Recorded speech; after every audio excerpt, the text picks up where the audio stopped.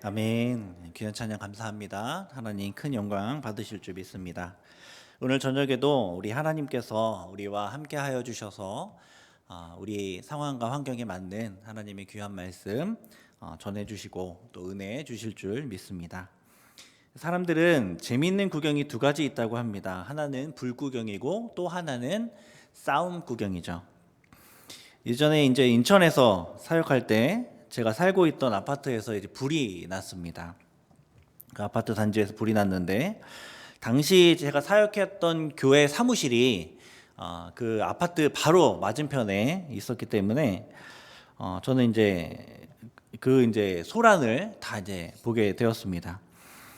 근데 이제 사역을 이렇게 하고 있는데 사무실에서 설교를 이렇게 준비하고 있는데 저희 아파트로 소방차가 막 들어가는 겁니다. 근데 한 대, 두 대, 세 대, 뭐 엄청나게 많은 소방차가 한 10대 가까운 소방차가 다 이렇게 들어갑니다. 저는 그 아파트에 그렇게 많은 소방차가 들어갈 수 있을 줄은 몰랐는데 그래서 이제 가만히 이렇게 구경을 하고 있었습니다. 근데 불이 나는 쪽을 이렇게 한번 보니까 우리 집인 것 같습니다. 그래서 우리 집 방향인 거예요. 그래서 이상하다. 그래서 집에 이제 전화를 했는데 마침 집에 전화도 안 받고 그래가지고 무서워졌습니다.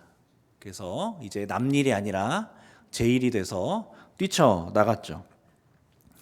다행히 저희 집은 아니었고 저희 집 바로 맞은편에 있었던 단지에서 이제 불이 났고 또 다행히도 이제 아무 인명 피해가 없었던 그런 사건이었는데 불이 났기 때문에 연기가 엄청나게 이제 막 이렇게 올라오고 있었습니다.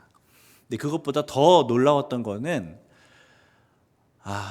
주변에 구경하는 사람들이 정말 뭐 말할 수 없을 만큼 어마어마하게 많은 사람들이 다 구경을 하고 있더라고요. 그래서 연예인이 온 것보다 더 많은 사람들이 이제 구경을 하고 있었습니다. 불구경만큼 재밌는 게 바로 이제 싸움 구경이죠. 그래서 우리는 어디선가 이렇게 고성이 이렇게 들리면 바로 고개를 돌리고 가는 걸음을 멈춰 섭니다. 시간이 많으면 좀 더 서서 구경할 텐데 시간이 없다면 아쉬움을 뒤로하고 발걸음을 옮기게 되죠.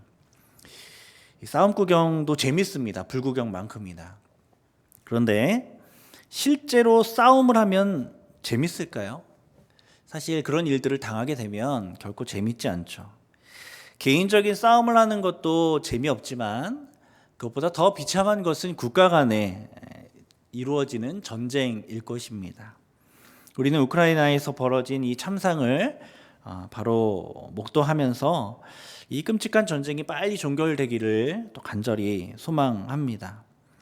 또 전쟁을 겪으신 우리 어르신들은 이 전쟁을 겪지 않은 젊은이들보다 훨씬 높은 강도로 북한하면 치를 떨고 공산당하면 치를 떨고 안보에 무엇보다 많은 신경을 쓰게 되는 것을 우리가 봅니다. 이 전쟁이 얼마나 끔찍한 것인지를 친히 보았고 그 후유증을 몸으로 경험했기 때문에 아마도 젊은이들보다 더 그런 생각들이 강하게 있는 것 같습니다. 전쟁은 끔찍한 것입니다. 전쟁하면 사망자가 생기고요. 죽인 사람도 고통을 받고 죽은 사람도 고통을 받고 죽은 사람의 가족도 고통을 받습니다. 경제는 파탄이 납니다. 우리는 가급적 전쟁을 피해야 하고 전쟁을 할 만한 상황을 만들어서는 안 되겠죠. 사람들과의 관계도 그렇지만 국가 간의 전쟁도 마찬가지고 전쟁을 우리는 만들어서는 안 될 겁니다. 그런데 그럼에도 불구하고 우리가 반드시 싸워야 할 때가 있습니다. 반드시 싸워야 할 때가. 오늘 말씀은 반드시 싸워야 할 때 싸워서 승리를 경험하게 되고 하나님의 놀라운 이적을 경험하게 된 그러한 이스라엘 백성들의 사건이 그 이야기가 기록되어 있습니다. 1절부터 5절을 보면 싸움의 배경이 나오죠. 이스라엘이 여리고를 점령하고 아이성을 점령했다는 그 소문을 가나안의 다른 민족들이 듣게 됩니다. 그리고 기브온의 히위 족속이 이스라엘 백성들과 화친을 맺었다는 그 소문도 듣게 되죠. 이 소문을 들은 예루살렘의 아도니세덱 왕이 위기를 느끼게 된 겁니다. 이스라엘이 치고 들어오고 이 가나안 거민, 그것도 큰 성인 그 기브온 거민들이 이 동맹을 맺었다는 이야기를 듣고 나머지 가나안 거민들이 크게 두려워지게 된 것입니다. 이렇게 하나님의 크신 능력을 보고 죄악을 심판하시는 하나님의 그 심판의 손길들을 알게 될 때, 그 공의, 하나님의 그 공의를 알게 될 때 우리는 어떻게 반응해야 되겠습니까? 그러면 그 공의 앞에, 그 강력한 심판 앞에 무릎 꿇고 하나님 앞에 회개하며 나아가면 참 좋겠지만 많은 사람들이 그렇게 반응하지 못합니다. 범죄한 아담이 하나님의 목소리를 듣고 자신의 죄를 감추고 숨으려고 했던 것처럼 사람들이 하나님의 강력한 심판 앞에서 그저 변명하려고 하고 자기를 숨기려고만 합니다. 아담과 하와처럼 하나님 앞에서 하나님 때문이라고 대적하고 이런저런 핑계를 대면서 하나님이 세상을 이렇게 만들어서 내가 죄를 지은 것이라고, 하나님이 나의 환경을 이렇게 만들어서 죄를 지게 된 거라고 변명하면서 하나님을 대적하는 모습을 취하게 됩니다. 강한 능력으로 이 가나안 거민들을 심판하러 오신 이스라엘 하나님 앞에서 지금 가나안의 거민들은 어떤 선택을 하냐면 자기들끼리 연합하자, 그래서 하나님을 대적하자라는 방향으로 선택하게 됩니다. 아도니세덱이 그렇게 하고 있는 것이죠. 이 아도니세덱은 예루살렘 왕이죠. 이 예루살렘은 우리가 잘 아는 그 예루살렘입니다.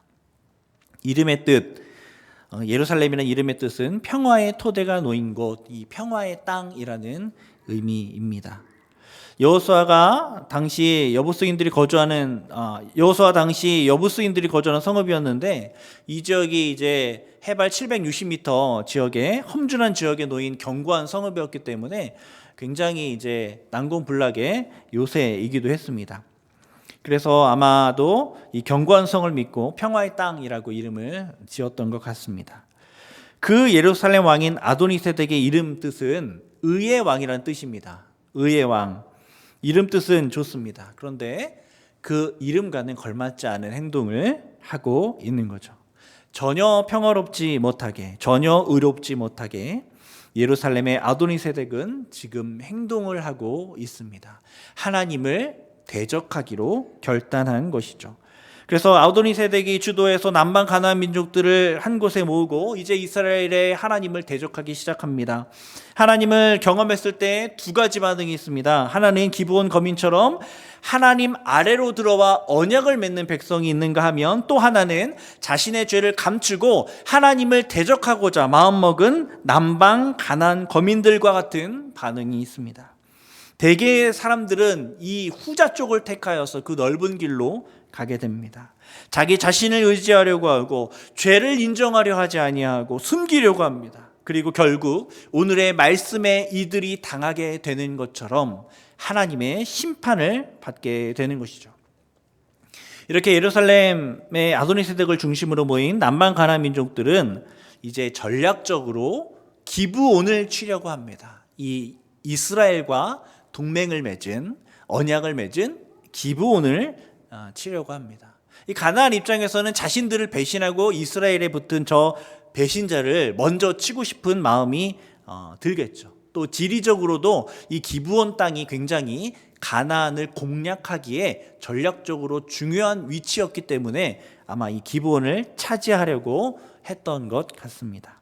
그래서 5절 보면 남방 가나안 민족들이 기브온을 공격하기 위해 이제 군대를 거느리고 기브온에 이제 대진하고 이렇게 서게 됩니다. 기브온을 곧 칠 준비를 다 하고 있는 것이죠. 6절에 보면 이런 상황 속에서 기브온이 이스라엘에게 도움을 요청합니다. 우리 6절 말씀을 우리 한번 한 목소리로 읽어보도록 하겠습니다. 시작. 기브온 사람들이 길갈 진영에 사람을 보내어 여호수아에게 전하되 당신의 종들 돕기를 더디게 하지 마시고 속히 우리에게 올라와 우리를 구하소서.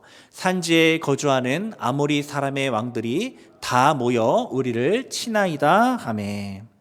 위기에 빠진 것입니다. 언약을 맺었는데 이제 그 가나안 거민들이 모여서 자기를 치려고 하니 어서 와서 우리를 도와달라, 이렇게 기브온 거민들이 요청을 하는 것이죠. 저는 이 장면을 보면서 어쩌면 이제 기브온 거민은 이스라엘 백성과 막 언약을 맺고 하나님의 백성으로 편입해 들어간 사람인데, 어떻게 보면 오늘날로 따지면 초신자라고도 할 수 있겠죠. 이 초신자가 이제 교회에 딱 들어왔는데 이제 막 사람들이 막 세상 사람들이 애워싸서 공격을 하려고, 초신자를 공격하려고 하는 것입니다. 다시 빼오려고 하는 것이죠. 이러한 상황 속에서 이스라엘은 두 가지 선택을 할 수 있습니다. 기브온이 도움을 요청했을 때 두 가지 선택을 할 수 있습니다. 첫 번째는 기브온을 도와주는 거죠. 두 번째는 기브온을 돕지 않는 겁니다. 아니면 좀 더디게 도와줘서 어쨌든 기브온을 망하게 하는 것이죠. 우리가 이스라엘의 지도자라면 어떤 선택을 하겠습니까? 어쩌면 이 성경의 이 문맥을 쭉 읽어나가던 사람이라면 두 번째 선택을 할 것도 같습니다. 왜냐하면 이 기브온 거민들이요, 어떻게 이스라엘 백성들과 언약을 맺었냐면 속여서 언약을 맺었거든요. 속여서 멀리 있는 백성인 것처럼 속여가지고 이스라엘 백성들과 화친을 맺은 사람입니다. 그래서 이 화친을 맺은 일 때문에 이스라엘은 이 올무가 되었고, 또 하나님의 이 말씀을 어떤 측면에서는 조금 어길 수밖에 없는 그런 일들을 해야 했습니다. 원래 기브온은 원래가 진멸해야 될, 이스라엘 백성들이 진멸해야 될 대상이었습니다. 그래서 이스라엘 입장에서는 기브온이 망하는 건 별로 나쁘지 않습니다. 기브온이 다 망해버리면 이 화친의 언약은 당연히 지키지 않아도 되는 것이고, 또 원래 진멸하기 원했던 대로 이 기브온은 망하고 또 하나님의 원래 뜻대로 그냥 이루어질 것이기 때문에 어쩌면 그냥 내버려둬도 될 것도 같습니다. 전쟁을 하고 싶은 사람 아무도 없습니다. 망해도 뭐 그렇게 크게 문제가 되지 않을 그 나라를 위해서 괜히 전쟁을 일으켜 민심을 잃을 필요가 없죠. 별 도움이 되지 않는 나라인데 무엇하러 도와줄 필요가 있을까 하는 생각이 들 수도 있습니다. 그러나 본문 보면 여호수아는 전혀 고민하지 않고 7절에 보면 모든 군사와 용사와 더불어 길갈에서 올라갔다 기록하고 있습니다. 왜 여호수아는 실리적인 외교를 통해 전쟁을 피할 수 있었는데도 그런 선택을 하지 않고 기브온을 도와주러 군사를 보냈을까요? 왜 하지 않아도 되는 전쟁이었는데 굳이 이 전쟁에 참여하게 되었을까요? 뭐 여러 가지 이유가 있겠지만 사실 가장 중요한 이유는 언약 때문입니다. 성경에서 이야기하는 이야기 흐름상, 이 문맥상 왜 이 전쟁을 하게 됐냐면 언약 때문에 전쟁을 하게 되었습니다. 여호수아는 언약을 어기면 안 된다고 생각했습니다. 이스라엘에게 있어서 하나님의 언약이 가장 중요한 것처럼 기브온 거민과 맺은 언약 역시 어떤 어려움이 따르더라도 반드시 지켜져야 되는 언약이다라고 생각했습니다. 왜냐하면 그 언약이 하나님 앞에서 맺은 언약이기 때문에 그렇습니다. 우리가 읽지는 않았지만 9장 19절을 보면 모든 족장이 회중들에게 우리가 이스라엘의 하나님 여호와로 그들에게 맹세하였은즉이라고 말합니다. 여호와 앞에서 맹세한 것이죠. 이스라엘은 하나님 앞에서 맺은 그 언약을 지키기 위해 지금 전쟁을 하는 것이죠. 싸움을 하고 싶은 사람, 전쟁하고 싶은 사람 누가 있겠습니까? 혹 사람들이 싸움을 하고 전쟁을 한다면, 어쩔 수 없이 하게 된다면 무엇 위해서 합니까? 자기 자신의 유익을 위해서 전쟁을 하죠. 명예를 위해서 전쟁을 합니다. 가족을 위해서 전쟁을 합니다. 그러나 우리가 정말로 해야 하는 전쟁은 어떠한 전쟁이냐면 언약을 지키기 위한 전쟁을 해야 합니다. 언약을 지키기 위한 전쟁을 우리도 해야 합니다. 힘들지만 어렵더라도 언약을 지키기 위한 전쟁을 우리는 피해서는 안 됩니다. 그리스도인들이 삶이 고단한 이유는 무엇일까요? 말씀을 지키며 살아가려고 하기 때문에 사실은 그리스도인들이 고단한 겁니다. 세상과 타협하면 그냥 쉽게 넘어갈 수 있는 일인데 말씀을 지키며 살아가려고 하니까 그러다 보니까 손해를 보게 되고 아픔을 겪게 되는 것이죠. 원수를 사랑하라는 그 말씀에 순종하려고 하니까 마음껏 미워할 수도 없습니다. 함부로 다른 사람들을 대할 수가 없습니다. 오른손이 하는 것을 왼손이 모르게 하니까 그렇게 말씀하시니까 착한 일을 하면서도 구제하면서도 마음껏 자랑하고 자기 자신을 뽐내고 자기의 선함을 나타내고 드러내고 할 수가 없습니다. 그러다 보니 기독교인들이 슬며시 말씀을 내려놓으려는 유혹을 받게 되는 것이죠. 우리는 언약을 지키기 위한, 말씀을 지키기 위한 싸움을 피해서는 안 됩니다. 기꺼이 감당해야 합니다. 피를 흘릴 수도 있고 고통과 아픔을 당할 수 있지만 우리는 이 싸움을 반드시 해야 합니다. 해야 하는 싸움입니다. 해야 하는 전쟁입니다. 세상 사람들은 자기 유익을 위해서 살아가지만 우리는 하나님의 말씀을 지키기 위해서 피 흘리기까지 싸워 나가야 합니다. 우리 각자의 처소에서 우리에게 맡겨진 그 말씀을 지키기 위한 싸움을 우리는 기꺼이 감당해야 합니다. 이렇게 언약을 지키기 위해서 전장으로 뛰어든 여호수아와 이스라엘 군사들에게 어떤 일이 일어나냐면 여호와께서 찾아오는 일이 일어나게 됩니다. 우리 8절 말씀인데요. 우리가 읽었던 8절 말씀을 우리 한 목소리로 함께 읽어보도록 하겠습니다. 시작. 그때 여호와께서 여호수아에게 이르시되 그들을 두려워하지 말라. 내가 그들을 내 손에 넘겨주었으니 그들 중에서 한 사람도 너를 당할 자 없으리라 하신지라. 언제 여호와께서 찾아오십니까? 그때예요. 그때. 여호수아가 이 언약을 지키기 위한 싸움에 출전하여 길갈로 떠날 그때 여호와께서 여호수아에게 찾아오신 겁니다. 찾아오신 하나님께서 말씀합니다. 두려워하지 말아라. 내가 그들을 내 손에 넘겨주었다. 그들 중에 단 한 사람도 너를 당할 사람이 없다. 하나님 말씀하십니다. 하나님의 자녀를 이길 피조물이 이 세상에 없겠지. 하나님의 싸움을 할 때 그 하나님의 싸움을 막을 피조물이 없겠지. 이런 믿음이 여호수아에게도 있긴 있었습니다. 그럼에도 불구하고 두려웠습니다. 두려웠어요. 그러니까 주님께서 두려워하지 말라고 말씀하시는 것입니다. 두려웠습니다. 그런데 그런 여호수아에게 여호와께서 친히 찾아가 주셔서 두려워하지 말라고 힘을 주시고 위로해 주시고 확신을 주시는 것입니다.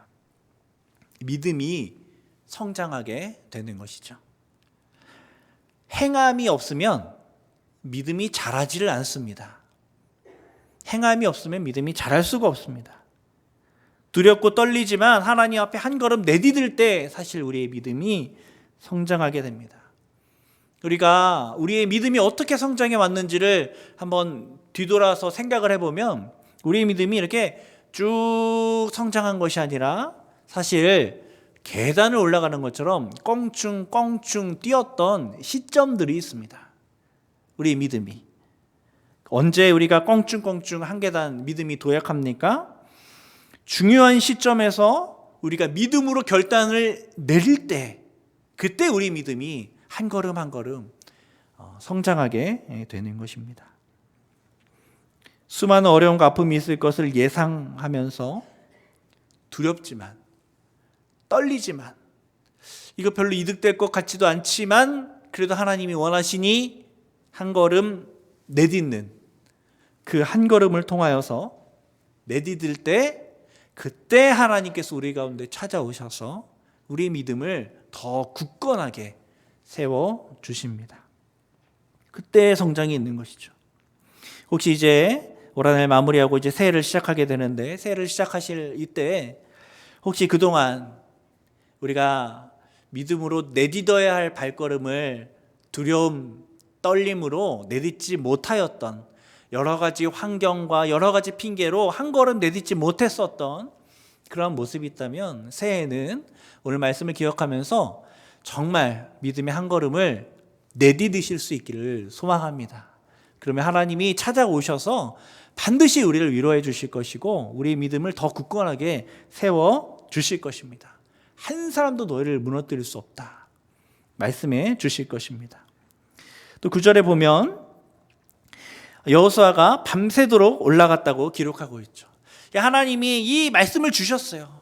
이 말씀을 주셨습니다. 함께 하겠다. 넌 반드시 승리할 거다. 이 확신을 주셨습니다. 그러자 9절 보니까 여호수아가 길갈에서 밤새도록 올라가 갑자기 그들에게 이르렀다. 이 말씀에도 보는 것처럼 매우 급합니다. 밤새도록 올라가서 갑자기 그들에게 습격을 하게 된 것입니다. 사실 연합군이었기 때문에, 그들이 가나안 연합군들이잖아요. 연합군들을 상대할 때는 기습이 최고의 전략일 수 있습니다. 이 급하게 만들어진 군대이기 때문에 이 지휘 체계가 이렇게 불안하기 때문에 아마 이런 기습에 이렇게 취약할 수밖에 없겠죠. 이런저런 전략적인 이유를 생각하면서 여호수아가 급하게 올라가서 밤새도록 올라가서 그들을 습격합니다. 그런데 저는 이런 생각이 들었습니다. 굳이 꼭 그럴 필요가 있었을까? 이런 생각을 한 거죠. 왜냐하면 하나님께서 반드시 이길 거라고 말씀해 주셨어요. 하나님이 반드시 승리하게 주실 것이다라고 약속했습니다. 그러면 굳이 이렇게 힘들게 밤새도록 올라갈 필요가 있었을까요? 그죠? 낮에 좀 따뜻할 때 천천히 올라가서 반드시 이길 건데 어차피 그냥 이렇게 싸워도 되지 않았을까, 그런 생각을 하게 됩니다. 하나님이 승리케 하실 것이라는 믿음이 있었습니다. 분명히 있었습니다. 그러나 그럼에도 불구하고 여호수아는 전략적으로 밤새도록 올라가서 기습을 합니다. 믿음과 전략이 동시에 작용하게 된 것이죠. 믿음이 있다고 전략을 그냥 내버리고 하나님이 어차피 이기게 해주실 건데 하면서 전략을 내버린 것이 아니라, 전략만을 의지한 것도 아니라 이 믿음과 전략이 함께 가게 된 것입니다. 하나님께서 승리케 해주실 것이니 나는 최선을 다하여 이 전쟁을 감당하겠노라. 때때로 믿음이라는 핑계로 게으름을 피우는 성도의 모습이 나타날 때가 있습니다. 중요한 시험을 보기 전에 공부는 하지 않고 기도하면서 하나님이 맞게 해주시겠지. 이게 믿음일까요? 게으름일까요? 가정이나 일터에 생긴 어려움 앞에 이 문제를 해결하려고 노력하거나, 아니면 누군가 전문가에게 듣고 그것을 수정하고 이 문제를 해결하려고 하는 그 지혜를 사용하지는 않고 그저 기도만 한다면 이것이 믿음일지 게으름일지 하나님은 아실 것입니다. 아픈 사람은 기도로 나을 수 있다면서 병원에 가지 않고 기도만 하고 있다면 그것이 정말 바른 믿음일까? 참된 믿음은 간절한 소망으로 최선을 다하게 됩니다. 그것이 참된 믿음입니다. 하나님이 고쳐주실 줄 믿고 최선을 다하여 치료의 일들을 감당하는 것이죠. 우리는 그렇게 믿음의 걸음을 걸어가야 할 것입니다. 기도만 해서도 안 되고 일만 해서도 안 되고, 기도하며 최선을 다하여 준비하고 우리의 발걸음, 우리의 싸움을 싸워 나가야 하겠죠. 이렇게 전투를 하는 이스라엘에게 하나님께서는 두 가지 놀라운 이적을 보여주십니다. 정말 성경 전체에서도 너무너무 놀라운 이적 중에 한 가지죠. 사실 10절 보면 이스라엘은 기습으로 인해서 이미 승기를 다 잡은 상태였습니다. 그것으로 충분했습니다. 다 이겼어요. 싸움에 이겼습니다. 그럼에도 불구하고 하나님은 뭔가를 더 보여주십니다. 뭔가를 더 보여주기를 원하셨어요. 그래서 11절에 보니까 하나님께서 이 아열대 지방인 그 땅에 무엇이 내리게 하시냐면 우박이 내리게 합니다. 히브리어로 이 우박덩이가 내렸다는 이 의미 안에는, 그 단어 안에는 어떤 의미가 포함되어 있냐면 던졌다라는 의미가 포함되어 있어요. 그러니까 하나님이 우박을 던진 거예요. 그들에게 던진 겁니다. 가나안 남방연합군에게 하나님께서 우박을 던져주셨어요. 심지어 이스라엘 자손의 칼에 죽은 자보다 우박에 죽은 자가 더 많았다 기록되어 있죠.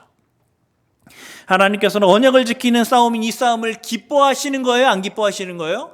기뻐하시는 겁니다. 그리고 이 언약을 위해 싸우는 이 싸움에 하나님의 놀라운 이적을 일부러 이렇게 보여주고 계신 것입니다. 이스라엘은 이겨도 대승을 하면서 이기게 되었고 하나님의 놀라운 이적을 맛보게 된 겁니다. 하나님이 정말 기뻐하시는구나 이 싸움을 깨닫게 된 것이죠. 여기서 끝나지 않고 더 엄청난 이적을 베푸시는데 12절에서 14절 보면 하나님 뭐라고 말씀하십니까? 태양이 머물고 달이 멈췄다 이렇게 말씀합니다. 태양이 머물고 달이 머물렀어요. 지구의 자전이 멈추고 달의 공전이 멈춥니다. 이 지구가 1초에 30km를 돈다고 하는데 이 30km, 초속 30km로 달리고 있는 지구가 멈추면 어떤 일이 일어날까요? 어마어마한 지진, 해일, 이상현상들이 나타나겠죠. 건물들 다 날아가 버릴 것이고. 근데 하나님께서는 아무런 이상이 없게 태양을 멈추시고 달을 멈추십니다. 너무너무 놀라운 이적을 지금 보여주고 계신 겁니다. 강한 손과 강한 능력으로 이 싸움 가운데 역사하십니다. 심지어 14절 보니까 하나님께서 사람의 말을 들었다 이런 표현을 사용합니다. 하나님이 사람의 말을 들었다.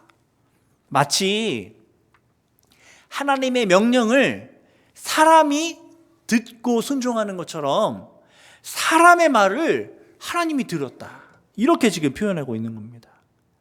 언약을 위해 싸우는 이스라엘 백성들의 그 말을 하나님이 듣고 그대로 일해 주신 겁니다.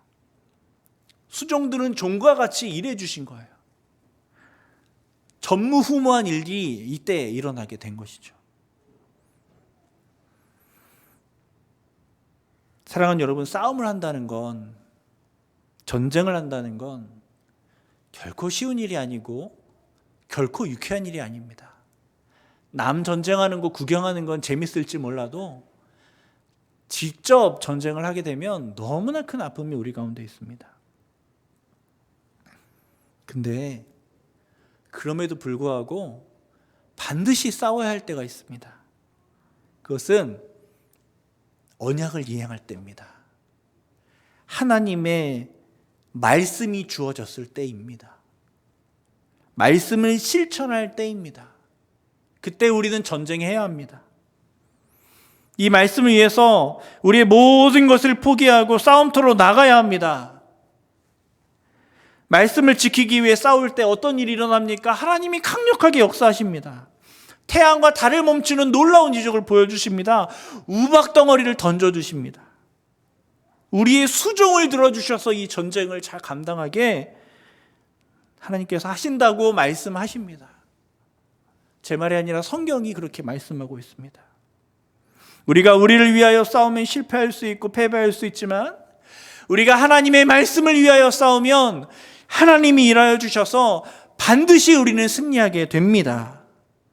그것이 성경에서 우리에게 계속해서 말해주고 있는 약속입니다.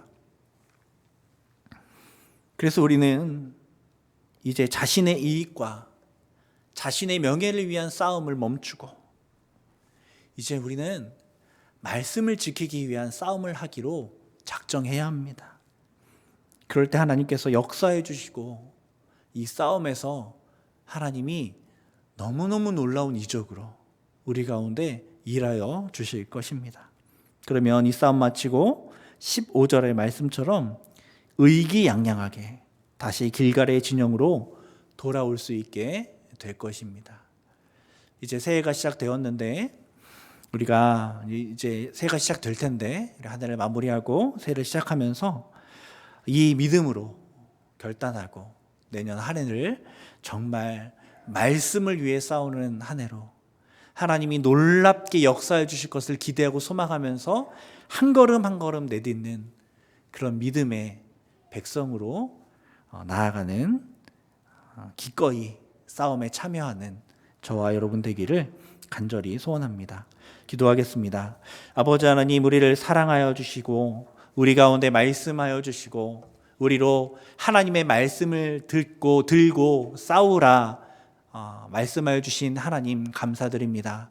주님, 혹 우리가 주변의 상황과 환경과 여러 핑계를 대며 이 말씀을 들고 하나님 앞에 순종하지 못하고 싸우지 못하였던 그러한 연약한 모습이 우리 가운데 있다면 하나님 용서하여 주시고 이제 다시 하나님의 말씀을 우리 마음 가운데 새기고 믿음으로 일어나 하나님 말씀 들고 기꺼이 싸움을 싸워나가는 우리가 될 수 있도록 은혜 베풀어 주시옵소서. 그리고 말씀에 순종하기 위하여 애쓰고 전쟁하는 모든 백성들 가운데 하나님 오늘 말씀처럼 찾아가 주셔서 위로하여 주시고 힘주시고 두렵지 않게 하여 주셔서 믿음이 성장하여 이 싸움을 끝까지 잘 감당할 수 있는 우리 모두가 되게 하여 주옵소서. 말씀하신 주님께서 우리의 삶 가운데 이루실 줄 믿고 감사드리며 예수님 이름으로 기도드립니다. 아멘.